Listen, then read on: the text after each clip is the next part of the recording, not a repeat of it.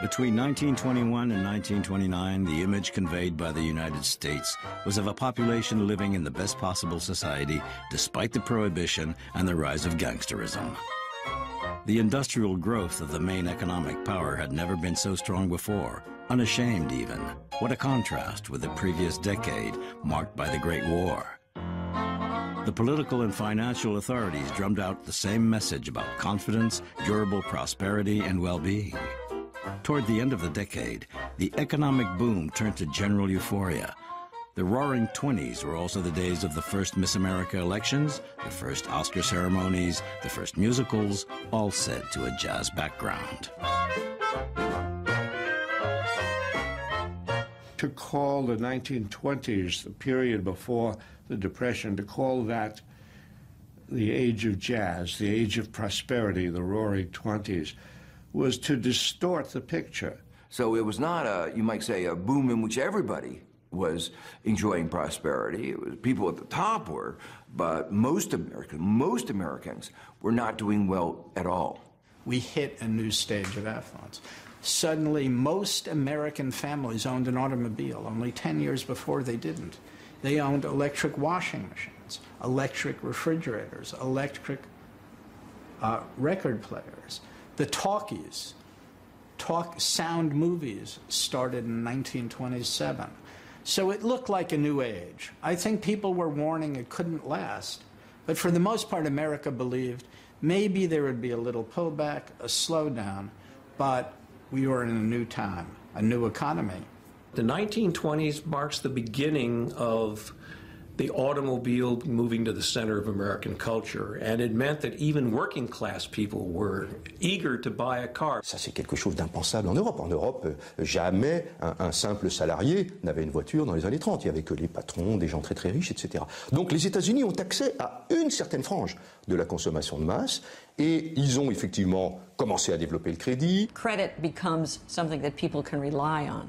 Credit for consumer purchasers like buying a Model T Ford or buying a car comes in as a phenomenon. In 1919, there were 6 million automobiles in the U.S. 10 years later, 27 million, one for every 5 Americans. Consumer culture blossoms in America. Installment credit buying blossoms in America. It's the age of the flapper, of bootleg gin, of jazz. It's also a period of enormous excitement about the stock market, where all kinds of ordinary people, not just the stock market professionals who'd always participated in Wall Street, but ordinary folk began to see Wall Street as a place to play, to grow rich quickly, a place that was largely risk-free.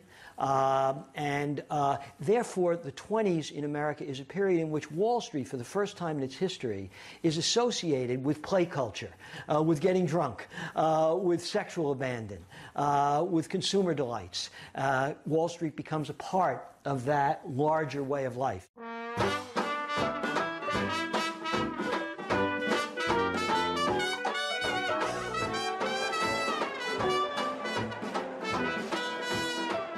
America discovered a passion for stock exchange dabbling. In 5 years, stock market prices were multiplied by 4. The Dow Jones Index went from 100 to nearly 400. Such a rise seems incomprehensibly enormous in view of the actual economic situation.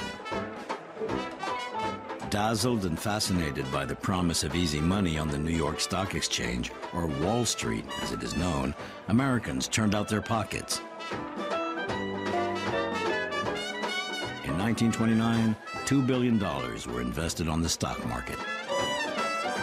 More people than ever before were buying stocks. This was really the first time in American history that the stock market sort of moved to the center of the culture. The prosperity is so great and so widespread and so sustained, going on for many years in a row, that the average citizen who would never otherwise think of starting a business, who would never otherwise think of getting into the stock market actually considers doing so. La bourse devenait le sujet de tous les ménages. Tout le monde pensait que c'était un nouvel Eldorado et les ménages investissaient leurs économies dans la bourse comme un casino. People, particularly Americans, have always been trying to get rich fast. The difference is that in the 1920s, it seemed like there were more ways than ever before to try to do that, and the stock market was one of those ways. It was a new kind of wealth to people. You'd go in and you'd buy a stock, let's say at 20, and you didn't know anything about the stock market. And the next day the stock is 23, and the next day it's 27, and you haven't lifted a finger. And boy, that was easy. If I just keep doing this, I'll make a lot of money and I won't have to do anything. And it got to the point where people became addicted to the market. The stock exchanges in Europe were aristocratic, that only a few people engaged in the stock exchange, whereas the stock exchanges in the United States were democratic. And they're ordinary people. They're salaried workers, they're middle-class folks, they're shoeshine boys, they're housewives, they're ordinary folk like you and me. This is an extraordinary new phenomenon, and they are giddy about it. C'est une époque où les chauffeurs de maître conduisaient en ayant la tête légèrement penchée en arrière pour écouter leur patron discuter des nouvelles imminentes d'un rachat de telle entreprise par telle autre. Donc il y a une vraie euphorie collective. People would feel foolish not participating in the money that was almost there to pick off the ground. There was this kind of collective herding mentality. John Jacob Raskob, head of General Motors, assures everybody that the economy is safe, sound, and guaranteed to be prosperous. In fact, he writes a very famous article that appears in the Ladies' Home Journal. Everybody ought to be rich, he says in this article, and he tells them how. And this appears 1 year before the great crash of 1929. John Raskob wrote, if a person saved $15 a month and invested it in good common stocks, within 1 or 2 years, given the rapid growth of stock prices, he would have $80,000. The financial press hailed him as a visionary. It was like the gold rush on Wall Street. Millions of people wanted to be in on the action, wanted to buy stock, and there were, all over the country, there were offices with ticker tape bringing the results from Wall Street. There are ticker tapes in beauty parlors. There are ticker tapes on railroad trains. There are ticker tapes in bar rooms.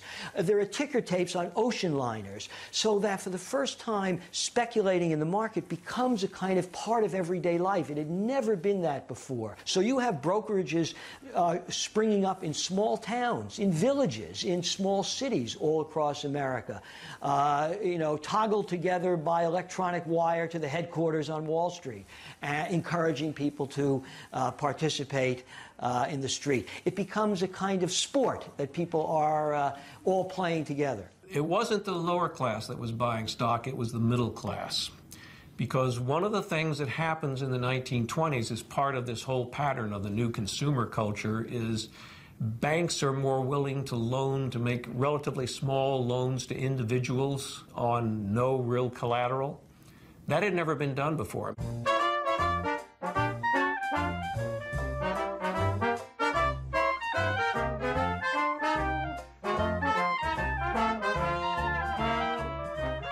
One American in 3 entrusted his savings to the magicians on Wall Street, especially as it wasn't even necessary to have the available capital. The stockbrokers gave credit, and the banks loaned cash and made their capital work. The brokers pocketed tidy commissions, and everybody made a fortune.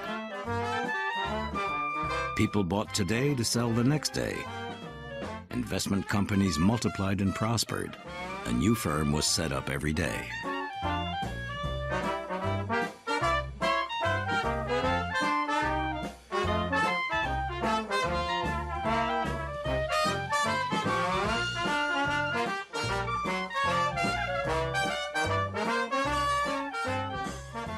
People speculate by borrowing the money on margin. That is, they put up a very small percentage of their own money to purchase a stock, maybe 10%, maybe 20%, maybe even less than 10%. And credit is so available, and everybody is so super confident, overconfident that these speculations will pay off in the end, that people are taking enormous credit risks in investing in the market. As long as the price of the stock went up, your collateral in the loan was always covered, and it looked like the easiest thing in the world, and you get twice the bang for your buck. But once it starts to fall, the stock price starts to fall, then you have to put in more cash to cover the what's called the margin, the difference between the amount you borrowed and what the stock is now worth. Prosperity is just around the corner. The new president of the United States, Herbert Hoover, based his whole campaign on one slogan: prosperity is just around the corner.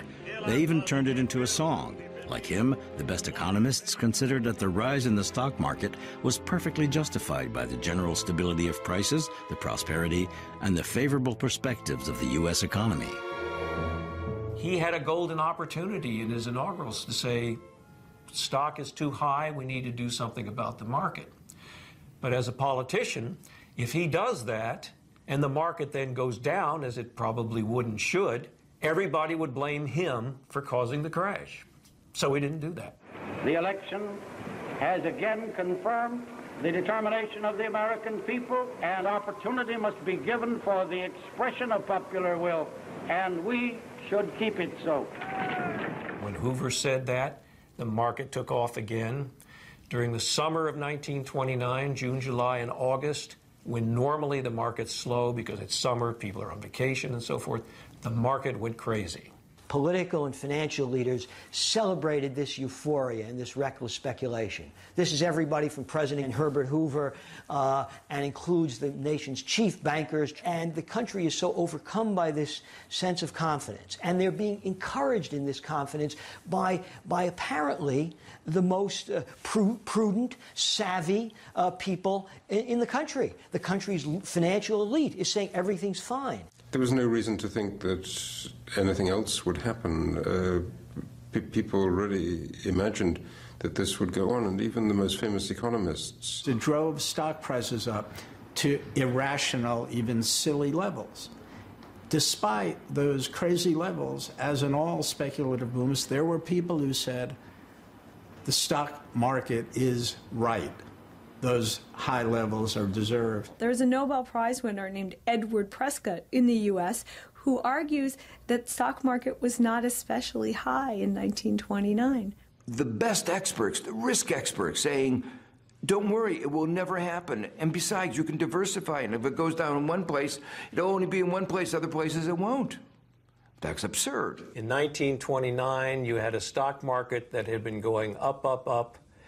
And as it kept going up, it sort of cut loose from its moorings, by which I mean instead of being based on real values of the underlying companies, it was a speculator's market in which people bought and sold stock thinking that if they bought it now, they could sell it later for more money.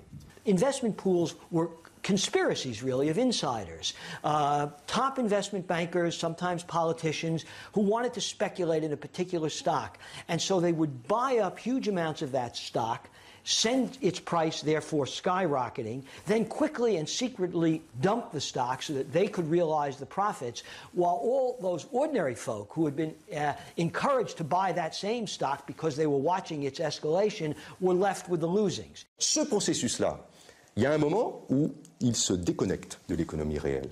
Et évidemment, on pourrait dire, attention, c'est déconnecté, ça va péter. Oui, mais c'est de l'intérêt de personne de dire ça. C'est-à-dire que les gens continuent. Et les plus rationnels ici sont ceux qui se disent, je vais profiter de la montée des cours jusqu'à ce que ça s'inverse le plus tard possible, en quelque sorte. You can make more and more by taking bigger and bigger risks. Taking bigger and bigger risks led to higher and higher prices for stocks and willingness to borrow excessively in order to do that. And that created a structure that, once it cracked, came apart completely. Suppose stock prices quadruple and go from 100 to 400, even over the course of a decade.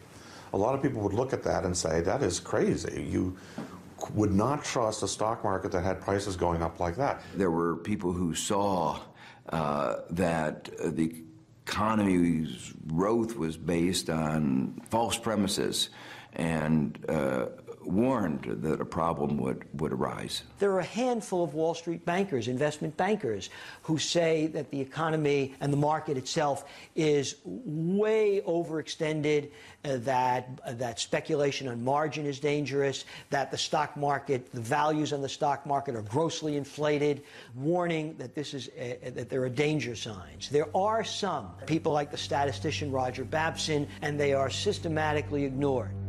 Roger Babson declared in September, 1 month before the collapse, sooner or later a crash is coming. It'll be terrific, colossal even. The stock market will fall by its own weight, and there'll be a mad rush beyond anything we've ever seen. The higher the market got, the more other people shouted down those who warned that the market was getting out of control. Because if people started taking them seriously, they'd start to sell their stock and the stock market would go down. There were signs before the market crashed that the economy was starting to go down again. Short-term signs of economic recession can never be trusted. We always have pauses and sometimes economies come back, but there were signs of over-speculation all over the place, in particular the high level of stock prices, which were very hard to justify on any historical basis.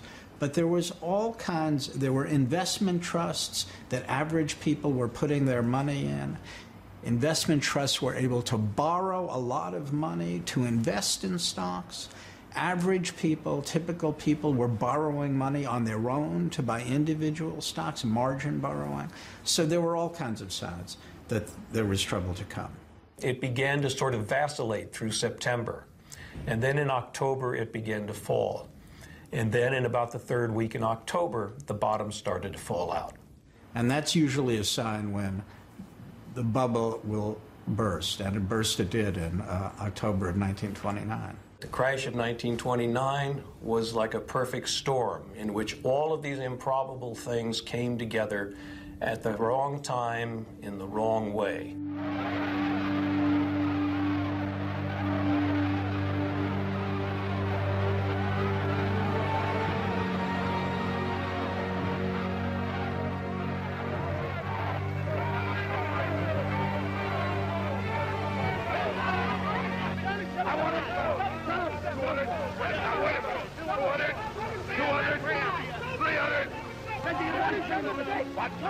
And on Thursday, October 24th, Black Thursday, collective insanity put in an appearance. In just a few hours, 13 million stocks were suddenly dumped on the market by panic-stricken shareholders who didn't even know at what price they'd sold their shares. After 3 years of intense speculation, Wall Street crashed. And no one was in a position to decide to close the stock market. The president of Wall Street was on vacation in Hawaii.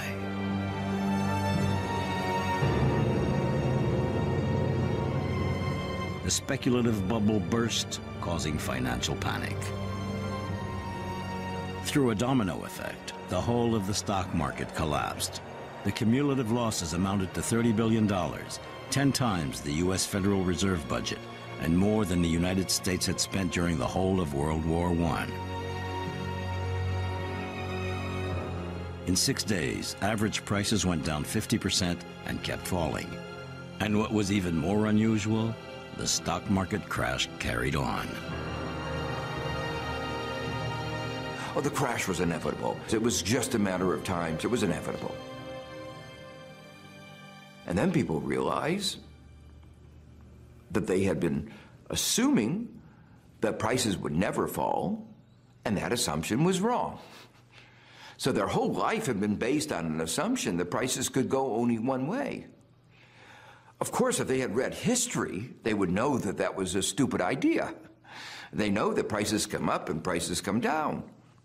People had been putting their hand in the till at work, taking the money, putting it in the market, figuring that it's going to go up, so it'll go up, I'll cash in, put the money back in the till, and no one will be the wiser.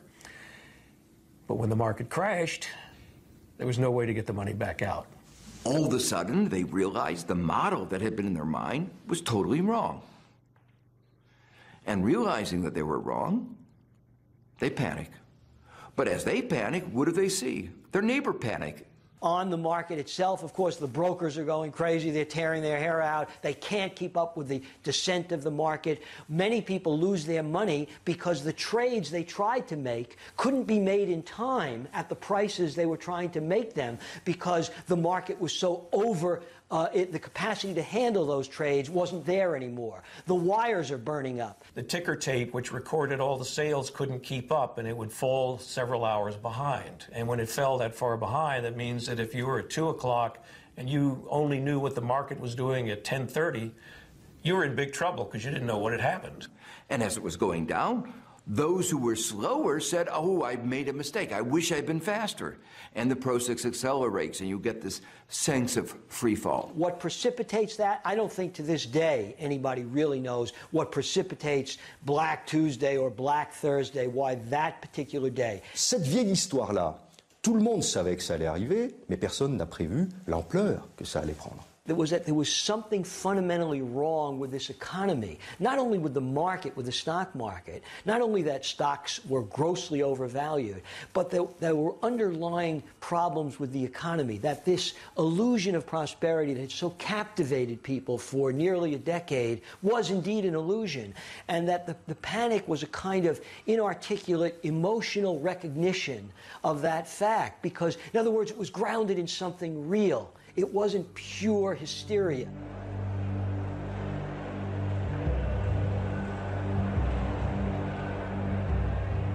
Inside, it's like a rail station at the start of the vacation, the Wall Street Journal wrote. A Niagara of liquidation. Men and women jostled each other to try to understand what was going on. These figures and letters were incomprehensible to a layman, but they spelled ruin. On the floor, there were thousands of discarded stock exchange orders. Like empty cartridges on a battlefield, wrote the New York Times. The Great Crash is supposed to have produced mass suicides on Wall Street and elsewhere. It became the object of a kind of gallows humor. There were cartoons about Wall Street bankers jumping out of windows and so on. It's a grossly exaggerated legend.